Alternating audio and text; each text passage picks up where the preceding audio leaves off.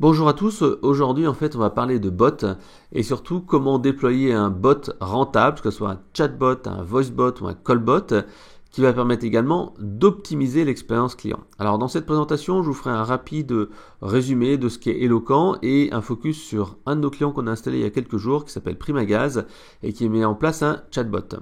On verra ensuite pourquoi c'est important de mettre en place un chatbot, comment ça peut fluidifier le parcours client et améliorer l'expérience client, et surtout on va voir comment faire en sorte que ce bot soit rentable. Alors, un petit focus donc sur Primagaz, un de nos clients installé très récemment, qui permet tout simplement d'optimiser une partie de leur activité puisque Primagaz est un grand opérateur français, distributeur de gaz de propane, etc. 200 000 clients en France. Mais leur problématique majeure, et c'est en quoi le bot a été utile, ça va être en fait de gérer les pics d'activité lors des périodes froides, puisqu'en fait les gens, dès que la température baisse, ils ont besoin en fait d'avoir du gaz pour faire fonctionner les radiateurs, chaudières, etc., etc. Et donc tout simplement, il y a un pic d'appel. Et pour gérer ce pic, actuellement, il y avait bien sûr le centre de contact, surtout au téléphone, il y avait l'espace client, mais c'était pas suffisant.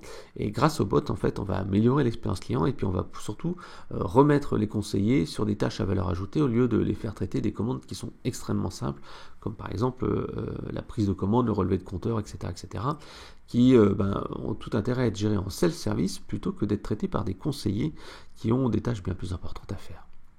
Alors, donc là, dans cette présentation, je vais aussi faire un focus sur Eloquent, l'entreprise pour laquelle je travaille, qui est expert de la relation client depuis 2001, avec plus de 300 clients actifs en Europe, 90 collaborateurs, certifié ISO 27001 pour se protéger les données, et également reconnu par Gartner comme étant une des solutions de référence dans la voie du client.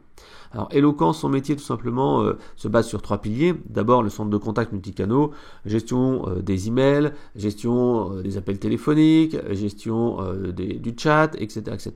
Donc, tous les canaux de communication qui permettent en fait de traiter les demandes des clients, mais également des services vocaux, numéros spéciaux, etc.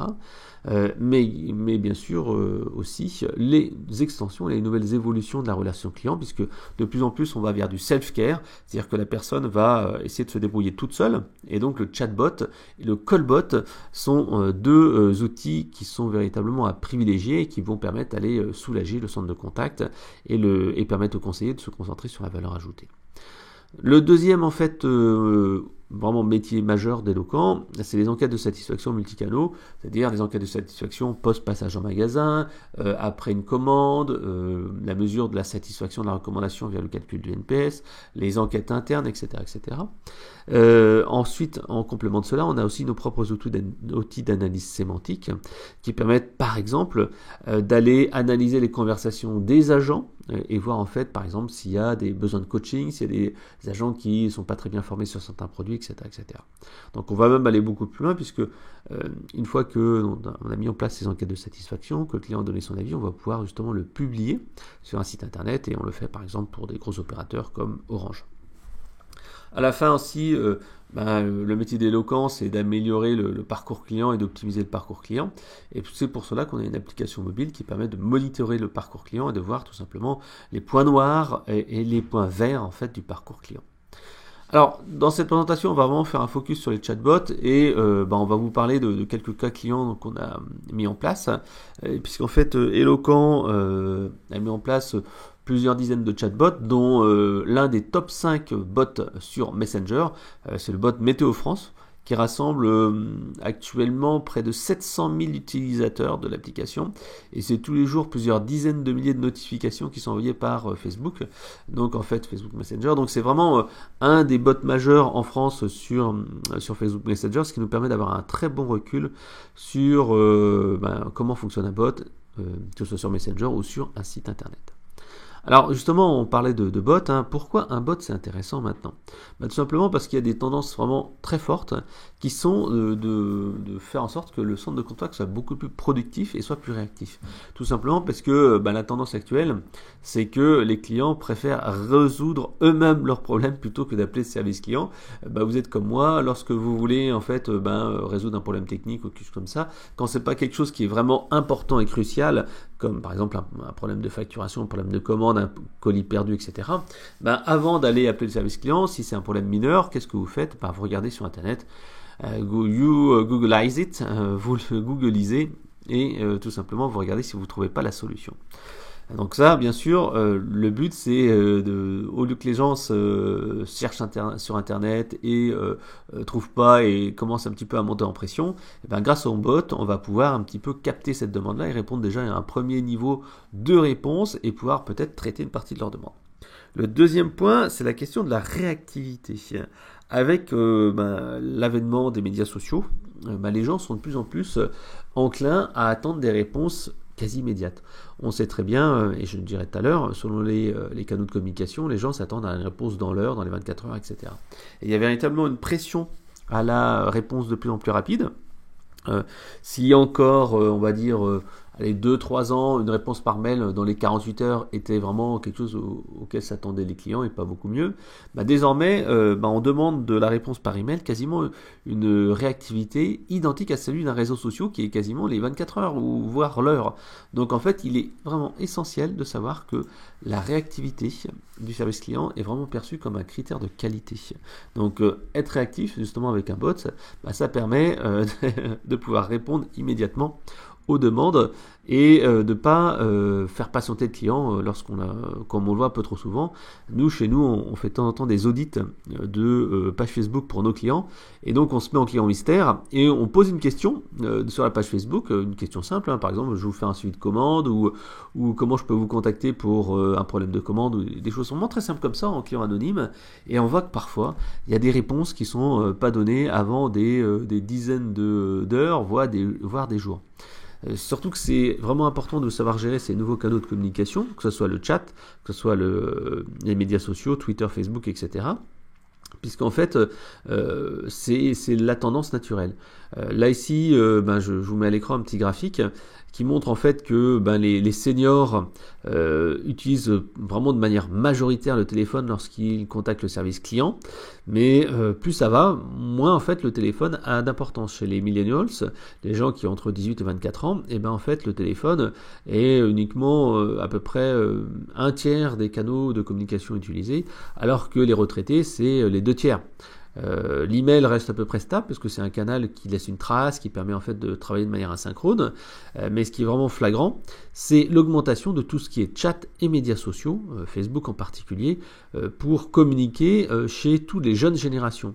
Chez les baby boomers, ça reste 5-10%.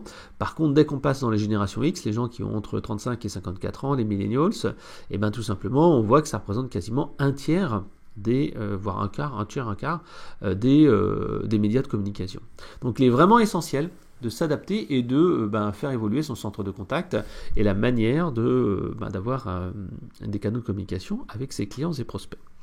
Actuellement, il y a une étude qui a été menée par élu service client de l'année, et en fait 10% des clients actuellement contactent le service client via les réseaux sociaux, donc c'est pas du tout un média de communication négligeable, surtout que les gens quand ils viennent se plaindre sur les médias sociaux, souvent c'est que ils ont déjà commencé à envoyer un email, qu'ils n'ont pas eu de réponse dans les 24 heures, qu'ils ont commencé à monter en pression, qu'ils commencent un petit peu à ameuter leur communauté, donc il faut apporter cette réactivité là.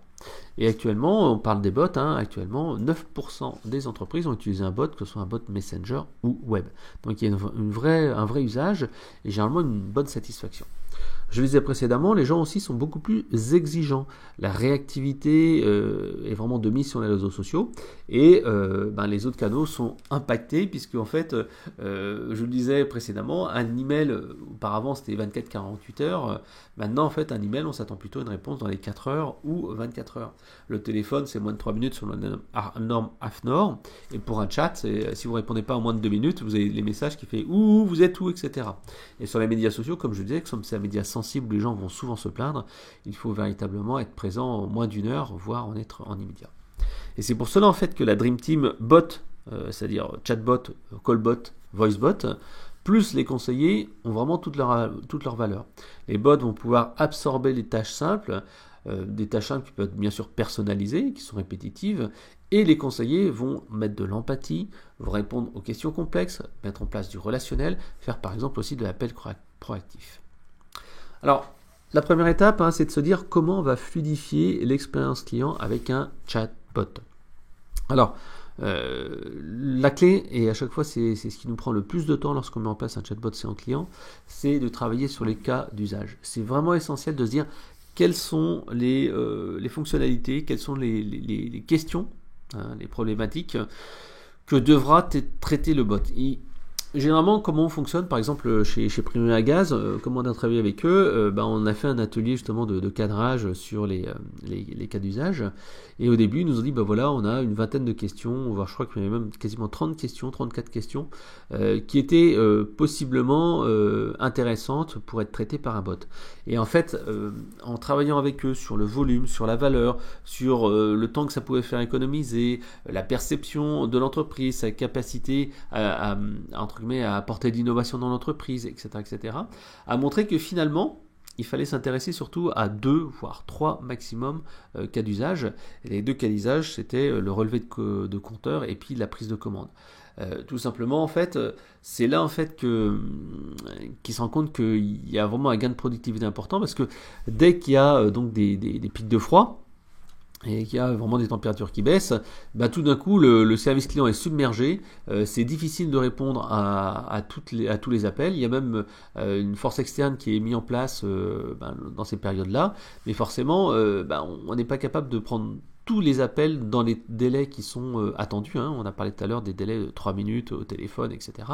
Et donc ça génère de l'insatisfaction, parce que quand vous avez froid chez vous et que vous n'êtes pas capable d'avoir une réponse, forcément la pression monte et vous commencez à monter en pression. Donc en fait il va falloir gérer de manière efficace ces éléments clés là, qui viennent en fait énerver le client et qui font en sorte que le client va se dire non, plus jamais je commande chez eux, ou il faut que je change d'entreprise, etc. Là, bien sûr, pour Primera Gaz, ce ne sera pas le cas, parce qu'on ne change pas de fournisseur de gaz aussi simplement que ça, mais ça sera le cas pour beaucoup d'entreprises. Les gens qui ont une expérience négative et vraiment impactante sur l'activité vont être enclins à changer, puisque c'est devenu de plus en plus simple de changer de fournisseur. Deuxième chose, le deuxième point qui était une problématique chez Primera Gaz, c'était le manque d'utilisation de l'espace client, puisque l'espace client, il y a pas mal d'informations qui étaient disponibles, mais les gens ne savaient pas trop comment l'utiliser, et ils passaient en fait par les chemins classiques. Ils disaient non, moi j'appelle au téléphone parce que je préfère parler à quelqu'un, etc. Et donc en fait le but c'est d'aller faire une déflexion en fait du téléphone vers des canaux self-service, qui peut être un espace client, qui peut être un chatbot. Il n'y a pas très longtemps en fait, on a travaillé sur un autre projet bot avec un acteur qui est dans l'outsourcing, et cet acteur de l'outsourcing qui est équipé de nos solutions nous disait clairement moi c'est vrai que le téléphone j'essaye d'offrir une bonne qualité de service, mais je sais que avec les objectifs de rentabilité qui me sont imposés, mon travail à moi ça va être plutôt de faire diriger une partie des clients vers des canaux justement digitaux et de self-service, comme par exemple le site web, les FAQ, etc. Et donc en fait dans ce contexte-là, il me disait moi ce que je fais, c'est que au lieu d'avoir une qualité de service au téléphone, la qualité de service au téléphone, c'est-à-dire le temps d'attente, au lieu d'avoir un temps d'attente qui est extrêmement faible, parfois les gens veulent avoir une réponse à 98% dans les 3 minutes, et qui est moins de 2 minutes d'attente ou 30 secondes d'attente. On nous a demandé ça, 30 secondes d'attente pour un client au maximum. Et le fait d'avoir une si belle qualité de service que ça, fait que les gens ne vont surtout pas passer par le web. Donc son travail à lui, cet outsourceur, c'est tout simplement d'augmenter en fait réduire, mais c'est augmenter légèrement, alors c'est pas non plus, on va pas passer du jour à la nuit, mais d'augmenter un petit peu le temps d'attente au téléphone pour que les gens soient habitués après à aller sur le web. Donc en fait, bien sûr, lors du temps d'attente sur le serveur vocal interactif, le répondeur de l'entreprise qui met en attente des clients, on leur indique bien sûr le temps d'attente, et on leur fait passer un petit message qui dit vous savez que vous pouvez aller sur l'espace client à tel endroit pour vous connecter, pour faire ceci, cela. Et donc en fait, ils se sont rendus compte qu'en faisant ça, en dégradant légèrement donc la qualité de service et le temps d'attente sur le téléphone, il y avait un usage qui était beaucoup plus important de l'espace client, et comme ça il faisait des gains de productivité, d'efficacité qui étaient beaucoup plus importants, parce qu'après le client il disait finalement j'y arrive, c'est aussi simple et c'est aussi rapide. L'autre point en fait que souhaitait avoir Primera Gaz, c'est d'avoir une autonomie sur la solution, puisqu'en fait on va le voir un petit peu ensemble, au départ on définit le use case qui est en fait le périmètre minimum du bot qui va permettre de répondre vraiment à une demande importante, mais on se rend compte au fur et à mesure de l'usage que le client veut autre chose, qu'il y a de nouvelles questions qui apparaissent, de nouvelles thématiques, de nouvelles problématiques, grâce à l'archivage des conversations. Et grâce à cet archivage des conversations, on se dit, finalement, il y a plein de gens qui demandent telle chose, et on va ajouter ces éléments-là. Donc en fait, le but pour Primagas, c'était d'être capable après de faire évoluer le bot et lui faire apprendre de nouvelles choses. Le deuxième point, donc, c'était forcément le choix des cas d'usage. Le choix des cas d'usage, c'est vraiment quelque chose qui va déterminer tout le succès du bot. Si on se contente de faire un bot FAQ, si on se contente en fait de dire qu'est-ce que veut le client et de partir de ce qu'on pense soi, ça peut poser un problème. Il faut au contraire se dire qu'est-ce qui a de la valeur, qu'est-ce qui a du volume. Généralement, moi, ce que je recommande à nos clients, c'est tout simplement d'aller à leur service client et de voir quels sont les types de demandes qui prennent vraiment du temps. C'est simple, hein. Soit vous faites un simple bâtonnage, vous dites voilà, tiens, on va dans un service client et vous nous dites quelles sont les demandes que vous avez aujourd'hui. Et vous dites, voilà, par exemple, c'est une demande de doc, c'est par exemple un retour produit, c'est par exemple avoir une tarification, etc., etc. Donc vous listez ça par catégorie et ensuite, c'est ça qui est super important, par type de demande. Puisqu'en fait, si vous vous dites, tiens, la plupart des gens demandent un tarif. Et vous dites, voilà, les clients demandent souvent au téléphone un tarif. C'est pas forcément un use case assez précis. Puisqu'en fait, pour vous demander vos tarifs, vous pouvez avoir par exemple des tarifs distributeurs, des tarifs clients. Et donc forcément, c'est pas le même cas d'usage qu'on va gérer au niveau du bot, parce que si on doit gérer des tarifs pour différentes catégories de clients, ça peut être un petit peu complexe. C'est pas forcément le même système d'information, des systèmes de remise, il y a une conversation qui va être un peu différente, etc. Deuxième chose, si on a plusieurs gammes de produits, il y a peut-être différents systèmes d'information à connecter, et donc forcément c'est pas la même chose. Et dans les demandes de tarifs, il peut y avoir des tarifs par exemple d'abonnement, de renouvellement, des tarifs qui vont être un petit peu différents, des tarifs de volume, etc., etc. Et finalement, si on veut gérer toutes les demandes de tarifs avec un seul bot, ça peut mener à créer un bot qui va être une usine à gaz, qui va être hyper compliqué à mettre en place et qui finalement sera pas adapté parce qu'en fait on va essayer de gérer trop de cas de figure et les gens qui vont utiliser le bot vont se dire oh là là mais c'est compliqué, je préfère appeler au téléphone. Donc dans ces cas-là, il vaut mieux choisir un cas simple. Encore une fois, on va prendre la loi de Pareto, 80-20. C'est-à-dire que pour les tarifs, on va se dire qu'est-ce qu'on demande le plus de tarifs, par exemple sur telle gamme de produits, et on va dire est-ce que vous voulez un tarif pour tel produit, vous voulez quelle quantité, etc., etc. Et on va s'adresser à ça. Et par exemple pour les demandes de tarifs distributeurs, on va dire vous êtes distributeur, à ce moment-là, appelez au téléphone et discutez avec un commercial qui lui va bien vous conseiller, va entretenir de la relation, va proposer de l'upsell, du downsell, etc., etc. Donc en fait c'est ça qui est important, c'est pas rester au-delà des grandes masses, mais vraiment de se dire quel est le cas d'usage le plus important, voilà, et le plus pertinent. Et ensuite, comme je le disais, un chatbot, en fait, c'est pas juste un projet qu'on va mettre en place une fois et c'est fini, on va tout simplement, en fait, le faire évoluer. Un bot, en fait, nécessite de l'apprentissage, puisqu'en fait, on se rend compte qu'il y a des conversations qu'il ne comprend pas, il y a des clients qui posent de nouvelles questions, etc., etc. Et après, c'est bien sûr faire évoluer en termes de canaux, des canaux. Par exemple, on peut gérer Facebook Messenger. Au début, on peut être que sur le web pour gérer 100% des clients. On peut également mettre du click-to-call ou transfert vers du chat. On peut aussi envoyer simplement un email dans une file d'attente qui sera traité. Donc, il y a énormément de moyens de gérer en fait le passage de relais du bot à l'humain. Et donc, on va pouvoir choisir différentes solutions et faire évoluer le bot, sachant qu'au début, il faut faire vraiment le plus simple possible. Et c'est un petit peu le retour d'expérience qu'on a vraiment avec Primagas. C'est d'abord se dire sur quel client on va s'adresser. Souvent, en fait, dans une entreprise, on a des clients qui sont distributeurs, des clients qui sont clients finaux, il y a des clients qui sont grands comptes. Et tous ces clients-là n'ont pas les mêmes problématiques. Généralement, pour des grands comptes ou des distributeurs, on va peut-être pas forcément mettre en place un bot et on va plutôt privilégier une réalisation téléphonique. Par contre, pour des petits clients, des clients grand public, des clients B2C, on va plutôt faire du bot parce que là, c'est la relation, c'est plutôt être efficace et leur donner des réponses rapides et pas forcément faire du relationnel parce que ces clients-là, ils n'ont pas une valeur ajoutée, une marge qui sera suffisante. Deuxième chose, c'est faire en sorte qu'on utilise le bot. Et utiliser le bot, ça veut dire de manière très simple, faire du proactif.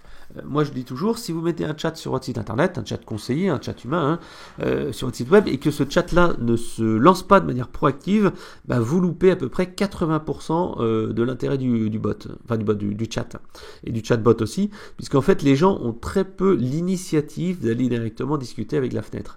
Ou alors, il faut qu'ils aient un problème. Par contre, si la fenêtre, bam, s'ouvre, et qu'on commence à discuter avec eux, alors là, ils vont dire, bon, ok, d'accord, j'engage la conversation, je commence à discuter. Ensuite, analyser bien les volumes et les besoins et pas faire un bot FAQ. Ça, le bot FAQ, véritablement, pour nous, c'est l'erreur qu'on voit trop souvent chez nos clients et qu'il faut absolument pas faire. Souvent, ce sont des gens qui nous disent, bah voilà, j'ai mis en place un bot et ça marche pas, les clients arrivent pas à s'y retrouver, ils s'en mêlent les pinceaux, etc., etc. Ça, en fait, c'est tout simplement parce qu'on a essayé d'apprendre de plus en plus de choses au bot, où on n'a pas défini les bons cas d'usage et finalement, le bot devient totalement inutile. Voilà. Donc tester en amont aussi la partie de connexion au système d'information qui est un élément clé. Si vous voulez apporter vraiment de la valeur ajoutée à votre chatbot, il faut lui donner de l'intelligence. Et l'intelligence, ça se fait en se connectant au CRM, à l'ERP, ce qui permet de dire à chaque client, bah, vous êtes tel client, vous avez tel besoin, vous avez fait telle demande, vous aurez telle problématique, etc. etc. Donc c'est véritablement associer le chatbot au système pour donc avoir des réponses qui vont être beaucoup plus intéressantes et pertinentes, parce que si il faut faire juste une FAQ, c'est-à-dire qu'on va juste répondre de manière générique à des clients, bah, le problème de cette solution-là, c'est que tout simplement, c'est pas forcément plus rapide et plus efficace que d'avoir une FAQ basique. Le bot vraiment a tout l'intérêt lorsqu'il est dans la conversation, qu'il est dans l'échange, qu'il peut identifier la personne, et à ce moment-là, c'est tout à fait intéressant. Voilà. L'autre chose, c'est prendre le temps de tester le bot. Tester le bot, ça veut dire quoi? Ça veut dire qu'en fait, on va pas lancer un bot comme ça et se dire, bon, on va voir ce que ça donne. Il faut le tester en interne avec des conseillers qui savent un petit peu ce que posent les clients, tout en ayant la capacité à bien orienter le client vers ce que le bot peut faire ou ne pas faire. Là aussi, c'est le piège de du bot FAQ. C'est, par exemple, laisser le client poser toutes les questions qu'il veut. Si vous dites bonjour, je suis le bot d'Eloquent, je suis là pour vous aider, posez-moi vos questions, les personnes vont poser tout et n'importe quoi comme question. Donc en fait, il faut au contraire limiter, par exemple par des carousels, par des boutons, etc. Et tout ça, c'est l'intelligence du design des conversations et design des interactions sur le bot. Et c'est vrai que ça nécessite vraiment une petite habitude. Et c'est encore plus complexe lorsqu'on fait des callbots, c'est-à-dire qu'on est au téléphone et qu'on n'a pas de bouton. Là encore, le design des conversations d'un callbot est encore plus complexe parce qu'en fait, il faut véritablement se mettre à la place du client qui est devant son écran. Voilà. Donc, tester, c'est essentiel. Ne pas laisser un bot comme ça dans la nature. Guide l'utilisateur dans les demandes, j'en ai parlé. Utiliser des boutons plus que du texte. Là aussi, ça peut paraître un peu contre-intuitif quand on se dit, voilà, j'ai un bot qui permet de comprendre le langage naturel, comprendre les phrases. Mais le problème, en fait, des bots, c'est que si vous leur laissez, si vous laissez au client taper des choses, ils vont peut-être faire des erreurs de saisie, ils vont appeler des choses de manière différente. Et deux, en fait, ça va leur prendre du temps. Tandis que si vous avez un bouton, tac, tac, tac, en un clic, c'est fait. Voilà. Donc autrement, monitorer aussi les premiers jours du bot qu'on a mis en ligne. C'est là en fait qu'il faut se dire, ok, il faut véritablement savoir quelles sont les demandes qui tombent, quelles sont les demandes en fait qu'on n'a pas prévues, essayer de corriger en fait les éléments ou les phrases ou les vocabulaires qui ne sont pas pris en compte pour qu'en fait le bot soit véritablement le plus efficace possible. Parce qu'en fait, on a fait auparavant une phase d'entraînement en interne, mais en fait, dans la vraie vie, les clients, ils ont une manière souvent différente de parler que dans l'entreprise. Et donc, en fait, il va falloir adapter le bot à ce vocabulaire. Voilà. Donc, parler comme le client, c'est un élément clé. Dans la gestion de projet également, un petit focus sur les ateliers préparatifs. C'est vraiment aussi important du point de vue du client. Nous, on l'a vu avec notre client Primagaz, il y a une grande partie en fait des premiers ateliers sur le use case qui concerne en fait ce que peut faire et ce que peut pas faire un bot. Puisqu'en fait, il y a vraiment un gros fantasme sur le bot qui va pouvoir remplacer les conseillers dans 100% des cas, qui va pouvoir répondre de manière intelligente à toutes les demandes. Non. Ce n'est pas vraiment le cas. Il faut vraiment préciser ce que ça peut faire, ce que ça ne peut pas faire. Et quand ça peut faire des choses, parfois il peut y avoir des contraintes techniques, par exemple sur des saisies d'informations, sur des suivis ou des choses comme ça. En fait, ça c'est vraiment quelque chose qui est essentiel et c'est pour ça aussi que c'est un travail dans les deux sens. L'atelier préparatif permet également à l'entreprise d'expliquer son business au prestataire qui parfois en fait va imaginer des solutions différentes, c'est-à-dire qu'au lieu de penser à des solutions un peu classiques, et tout simplement il va se dire oui tiens, mais si on faisait ça, si on faisait ci, si on faisait ça, trouver peut-être des raccourcis et des bonnes pratiques qui vont faire gagner du temps et qui vont améliorer l'expérience utilisateur. Donc autrement, comme je le disais, un bot en fait c'est pas juste un produit one shot et ensuite voilà c'est fini. Un bot c'est vraiment un projet dans le temps, il faut le faire vivre, il faut lui donner de l'intelligence, il faut faire un apprentissage continu et donc nous par exemple on prévoit des comités hebdomadaires au départ lors du lancement du bot et ensuite des comités mensuels où tout simplement l'entreprise va pouvoir parler de qu'est-ce qu'ils pensent, qu'est-ce qu'ils ont comme retour, analyser quelques sujets de conversation grâce à un reporting qu'on fournit. Voilà. Et le dernier point, c'est ne pas sous-estimer la connexion au système d'information. Parfois, en fait, ça peut, on se dit, c'est simple, on a dans le CRM, on a des API, sauf qu'en fait, les API sont pas toujours disponibles, sont pas toujours faites pour. En particulier, si vous disposez d'un CRM ou d'un ERP qui a été fait en fait à la main. Si vous avez un CRM ou un ERP standard du marché, par exemple un SAP ou des choses comme ça, vous avez ou un Salesforce, vous avez en fait des connecteurs qui sont bien documentés, qui sont matures. Par contre, si vous avez fait quelque chose qui est maison, parfois ça peut être un petit peu light et il faudra à ce moment-là faire évoluer les web services. Voilà. Donc là, on a parlé comment améliorer le parcours client et améliorer l'expérience client. On peut également travailler sur l'expérience client supérieure. Tout simplement parce que c'est important, parce que les entreprises, d'une part, elles se disent, moi je veux servir mon client, je vais lui offrir une expérience supérieure. Or, en fait, dans les faits, c'est pas souvent perçu comme cela par les clients finaux. Il y a un chiffre qui est assez intéressant, c'est se dire que dans 80% des cas, une entreprise se dit, moi j'offre à mes clients une expérience client supérieure. Et donc je suis vraiment au top. Sauf que dans la réalité, seulement 8% des entreprises perçoivent véritablement le service offert ou les produits achetés comme véritablement faisant partie d'une expérience client supérieure. Il y a donc un déphasage entre ce que pense l'entreprise et ce que pense le client, tout simplement parce que l'un se dit je suis au top et l'autre dit oui mais tu es au top mais tu penses pas à ça, tu penses pas à ci, tu penses pas à ça. Moi j'ai toujours en mémoire en fait ces fameux cas où dans l'entreprise on se dit non mais le client il a rien compris, pourtant c'est simple, c'est dans la documentation, pourtant il suffit d'appuyer sur tel bouton et de faire ceci, cela. Si on se dit ça, c'est pas le client qui est bête, c'est votre produit qui est mal conçu, c'est votre service qui est mal délivré, c'est un manque d'ergonomie et de design utilisateur, UX. Et donc en fait, c'est là en fait qu'il va falloir travailler et le bot va permettre justement d'aller améliorer cette expérience client-là. Surtout que c'est important parce que en fait, un client qui a une bonne expérience client, sera vraiment prêt à payer plus.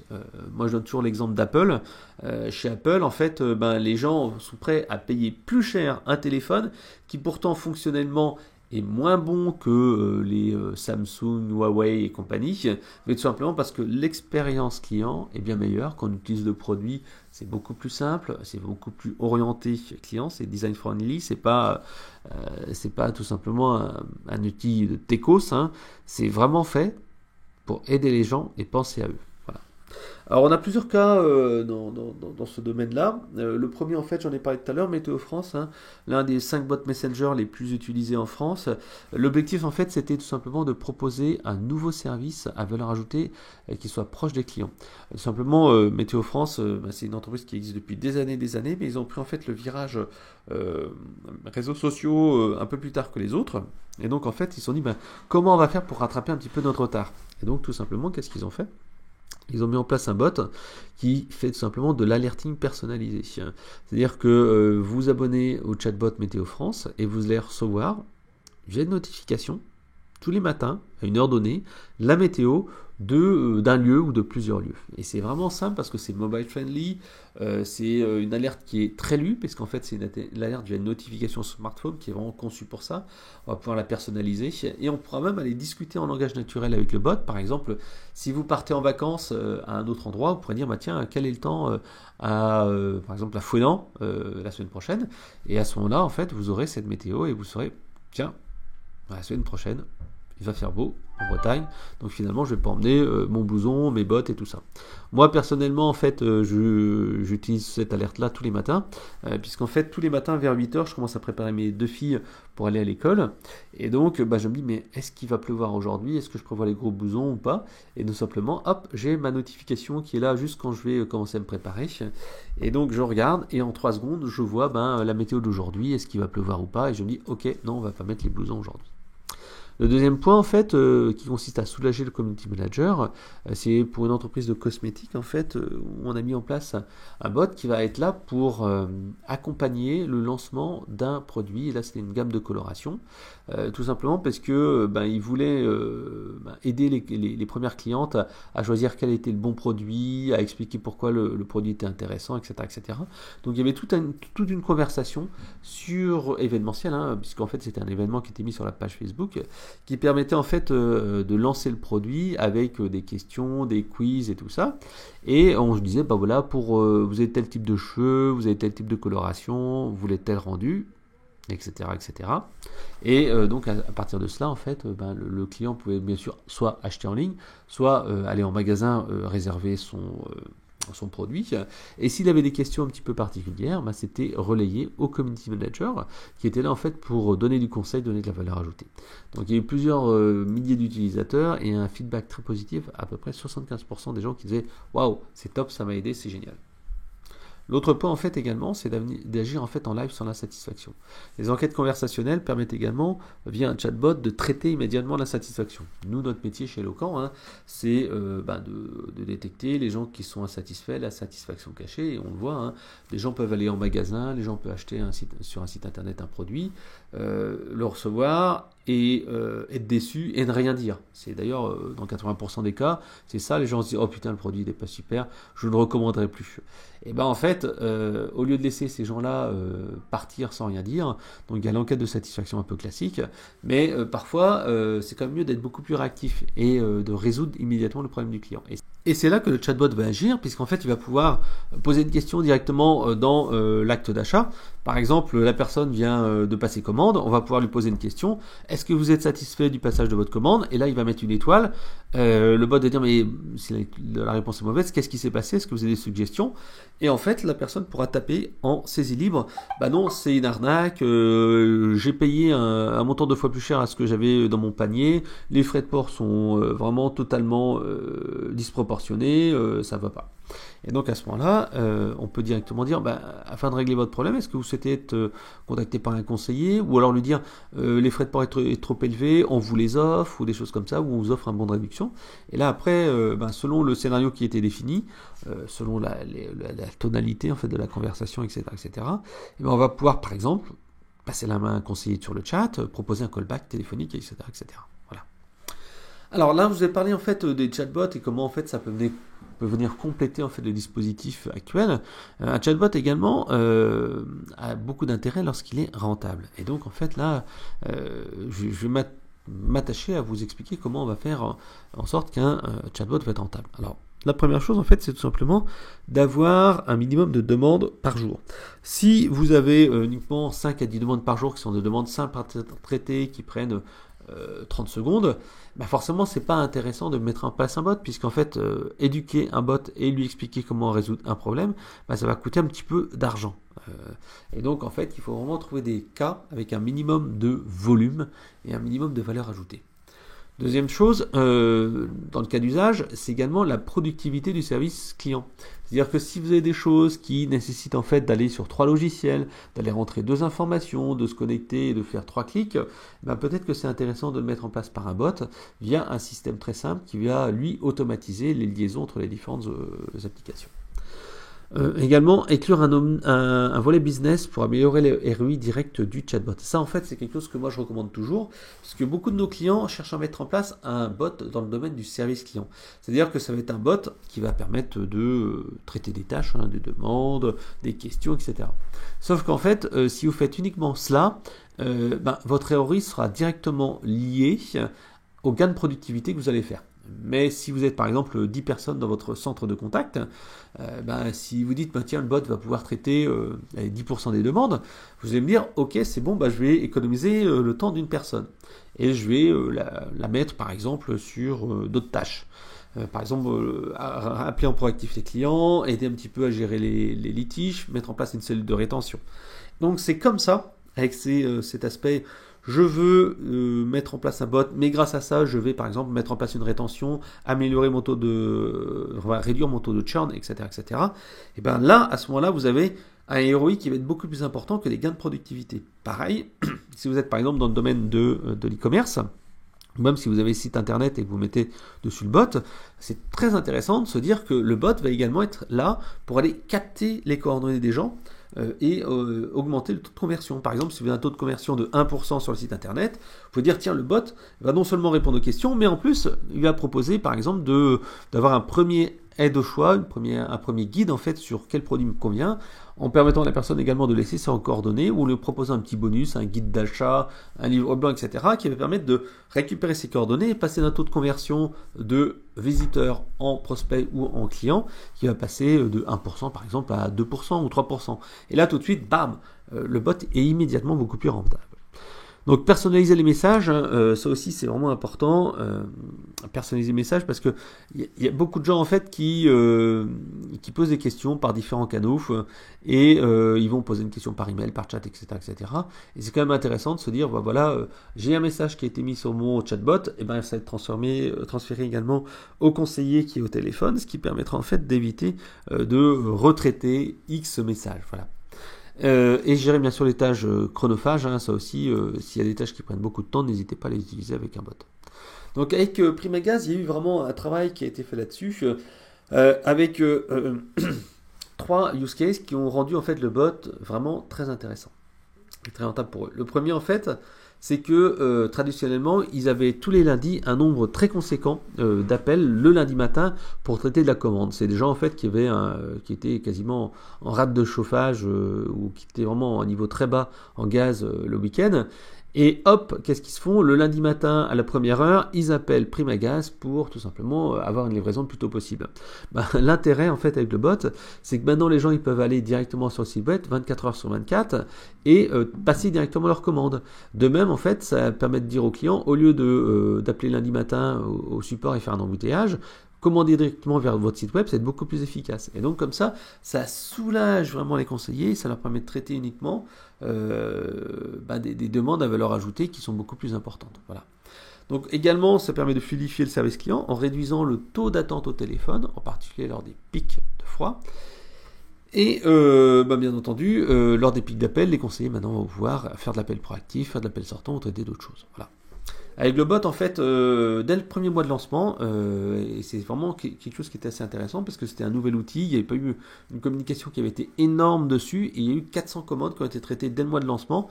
400 commandes, quand on voit le temps passer à chaque commande par un conseiller au téléphone, ça fait tout de suite gagner énormément de temps et ça rend le chatbot beaucoup plus utile et rentable.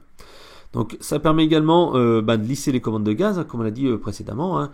Au lieu d'avoir cet embouteillage du lundi matin avec le centre de contact, les gens peuvent le faire le dimanche soir ou le dimanche après-midi ou le samedi, dès qu'en fait ils voient qu'en fait que leur niveau de gaz est faible. Et enfin, ça permet également de traiter d'autres demandes, par exemple les demandes de déménagement avec l'abonnement qui est arrêté ou qui est transféré d'une personne à l'autre, chose qui finalement a peu de valeur ajoutée pour l'entreprise, mais qui est vraiment très importante pour les clients, et donc le bot va pouvoir le traiter de manière automatique. Alors pour vous aider, nous on a mis en place un outil en fait qui permet de calculer très simplement la rentabilité d'un chatbot avec le choix des use cases, des cas d'usage, et la rentabilité que ça apporte, et aussi l'aspect business avec les gains de productivité qu'on va apporter. Voilà. Je voulais quasiment finir cette présentation, il nous reste quelques minutes encore, sur les dernières tendances au niveau des bots, et la dernière tendance vraiment c'est les callbots. Alors les callbots, qu'est-ce que c'est ? Le callbot, c'est la suite logique de tout ce qu'on a eu précédemment avec les bots. Le chatbot, en fait, c'est analyser les conversations écrites, que ce soit sur un site internet, que ce soit sur Facebook, que ce soit sur une page Facebook, que ce soit au téléphone, avec un smartphone où on discute en situation de mobilité.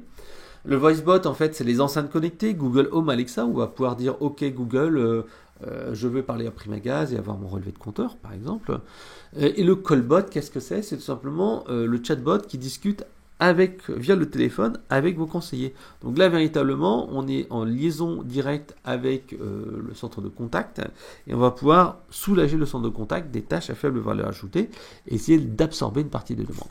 Alors, il y a deux types de callbot. Le callbot, ce qu'on appelle transactionnel, qui est là en fait pour traiter vraiment des demandes simples, 24 heures sur 24. Par exemple, un suivi de points, déclarer un litige, déclarer un incident, déclarer un problème technique, etc., etc. Ensuite, une fois qu'on déclare, c'est également intéressant de pouvoir traiter, puisqu'en fait le bot va être là vraiment pour lancer des actions personnalisées selon le client et supprimer une raison d'appel. Par exemple, si on est dans le domaine des assurances, le but par exemple ça va être de dire tiens j'ai eu un accident du travail où j'ai besoin en fait d'avoir un dépanneur qui vient me voir, ou j'ai eu un souci lorsque j'étais en voyage à l'étranger et puis j'ai besoin d'avoir un rapatriement, et à ce moment-là en fait le bot va pouvoir traiter ces demandes-là. Alors bien entendu, le but va être également de traiter des demandes simples, pas des demandes sensibles. Si l'on parle de traiter par exemple un rapatriement, si tout de suite la personne dit est-ce que c'est quelque chose d'urgent, vous êtes hospitalisé et tout ça, le bot doit ensuite laisser la main à l'humain, puisqu'en fait le bot doit être là que pour traiter des actions de volume qui ne sont pas des actions essentielles et cruciales pour le client. Le deuxième type de callbot, en fait, c'est le callbot de pilotage ou de routage. Le but à lui, ça va être tout simplement de qualifier les appels et de les orienter vers le bon service. Souvent, en fait, on a des SVI à l'ancienne où il y a 4-5 niveaux de hiérarchie entre vous appelez, vous êtes un client, vous êtes un prospect, vous appelez pour ceci, pour cela, et on se retrouve à appuyer 4-5 fois sur les touches de son clavier pour arriver à la bonne personne. Avec le callbot de routage, à ce moment-là, tout simplement, on va dire je veux parler à la comptabilité ou je suis fournisseur, et à ce moment-là, en fait, on va directement orienter la personne sans passer par tout ce système d'arborescence. Ça permet également de délester les appels en disant justement, on va router la demande vers le callbot transactionnel qui va lui traiter une demande simple. Alors, une petite précision, souvent nous ce qu'on nous demande c'est d'abord de faire un callbot transactionnel, parce que c'est là véritablement qu'on aura le plus de valeur, qu'on va économiser du temps. Le callbot de routage est souvent déjà mis en place via un SVI, un serveur vocal interactif dans l'entreprise, et donc en fait l'apport est relativement faible. Justement, quand on parle de SVI, serveur vocal interactif ou callbot, la différence elle est vraiment très simple, puisqu'en fait un serveur vocal interactif, souvent en fait il y a des gens qui s'énervent un peu parce qu'ils n'arrivent pas à être mis en place avec un conseiller, et ils sont obligés d'attendre les choix, ça les énerve, tandis qu'avec un callbot, la personne peut dire j'en ai marre, je veux parler à un conseiller ou je veux parler à un humain, j'ai envie d'avoir quelqu'un du service technique, et à ce moment-là le bot il va comprendre et je crois que vous voulez parler à un conseiller, est-ce que vous voulez parler à un conseiller? Oui. Et la personne dit enfin on m'a compris. Et donc l'intérêt également c'est que ça va réduire les appels vers les conseillers, puisqu'en fait on va pouvoir traiter énormément de choses en self-service. Donc l'intérêt du SVI, du callbot par rapport à SVI, c'est la compréhension du langage naturel. On va vraiment comprendre des phrases et pas uniquement des mots-clés. On n'aura pas de script ou d'arborescence, où en fait on aura des tunnels certes de conversation, mais on pourra toujours sortir de ce tunnel et avoir une conversation à plat. Troisième chose, tout simplement, ça va être beaucoup plus simple à mettre en œuvre, et on va pouvoir faire un apprentissage continu selon en fait les termes qui sont dits, les phrases qui sont dites, les choses qui ne sont pas comprises. On va pouvoir en fait avoir un tableau de bord, chose qui est beaucoup moins aisée avec un SVI, puisqu'en fait un SVI, on voit uniquement les appels abandonnés et tout ça. Là, on va pouvoir vraiment savoir ce que disent les gens. On peut même faire, en quatrième point, les mots noirs. Les mots noirs, c'est les clients qui disent j'en ai marre, je veux résilier, votre boîte est vraiment nulle, etc., etc. Et pouvoir dire ok, ces clients-là finalement on leur a répondu à leurs questions, mais ils sont mécontents, et on va pouvoir tout simplement les réorienter vers une cellule par exemple de rétention, faire un rappel, un callback, etc. Et le dernier point, c'est qu'on va justement faire ces récupérations intégrales des conversations qui permettront aux entreprises d'aller s'améliorer. Voilà, donc on arrive à la fin de la présentation sur les chatbots callbots. Ce que je voulais vous dire en fait lors de cette conférence, tout simplement, c'est que c'est le moment de se lancer. Les bots, c'est vraiment maintenant. Les technologies commencent véritablement à être matures. Les méthodologies permettent maintenant de mettre en place un chatbot ou un callbot en moins de 2 mois.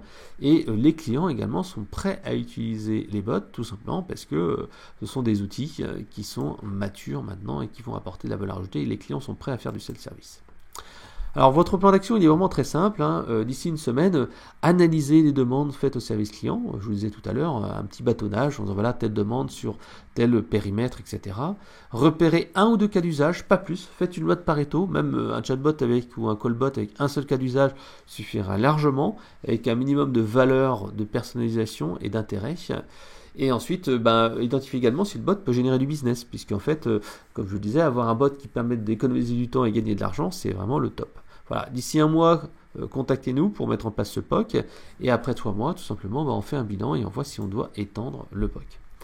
Si vous voulez en savoir plus, n'hésitez pas, vous pouvez me demander une démonstration à marketing@eloquent.com, ou tout simplement, vous pouvez télécharger sur notre site internet le livre blanc Intelligence artificielle et relations clients, c'est maintenant, un e-book qui vous explique comment l'IA, les bots, les callbots, l'analyse sémantique va révolutionner les centres de relations clients. Et bien entendu, si vous avez un projet chatbot en cours, vous pouvez télécharger notre checklist qui fait plus de 100 points et qui permet tout simplement de savoir ce qu'il faut faire pour mettre en place un chatbot ou un callbot dans vos entreprises. Voilà, je vous remercie et à bientôt. Rendez-vous sur eloquent.com, eloquant. Bye bye, salut.